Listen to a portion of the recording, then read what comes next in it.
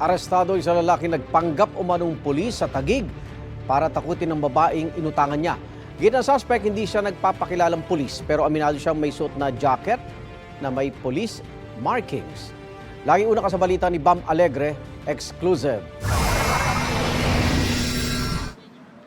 Arestado ang lalaking ito sa barangay Comembo, Taguig kagabi na nagpanggap daw na pulis. Inireklamo siya ng isang babae matapos umano siya manutok ng baril. Base sa investigasyon, ayaw magbayad ng suspect sa utang niyang 20,000 pesos sa babae. Sinindak daw niya ang biktima at nagpakilala raw na pulis. Nagsumbong ang biktima sa pinakamalapit na police outpost. Nang kumprontahin ng lalaki ng mga totoong pulis, doon na nagkaalaman. Nung pinuntahan naman ng mga kapulisan natin, naka-jacket pa siya ng pulis. Uniform na jacket ng pulis with police markings and may radyo pa, So pagkatapos nga nung makita na naka-pulis na jacket siya, tinanong siya ng tropa. At hiningihan siya ng ID, nagpakilala, tinanong siya kung pulis ka ba talaga. Nagpakilala siya, sabi niya pulis daw siya. So nung hiningihan naman na siya ng documents like the ID, PNP ID, wala siyang maipakita. So sa katagalan, umamin din siya, sir, hindi po ako pulis. Nang inspeksyon din siya malapit kung saan siya nakatira. Nakuhanan ng lalaki ng handgun na walang sapat na papeles na magpapatunay na ito'y lisensyado, pati isang sachet ng hinihinalang shabu.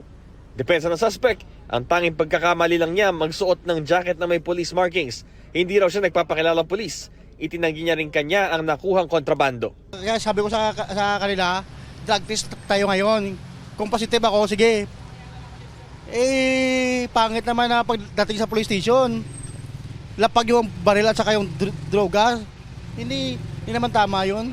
Nakatakdang isa ilalim sa inquest proceeding ang suspect na nahaharap sa patong-patong na reklamo. Nakasuna lang po natin siya ng usurpation of authority. And kasi nga, wearing uniform, nagpapakilala siyang police, may badge pa nga, and then isa illegal possession of firearms, Article 10591 with Article 9165 for illegal possession of dangerous drugs.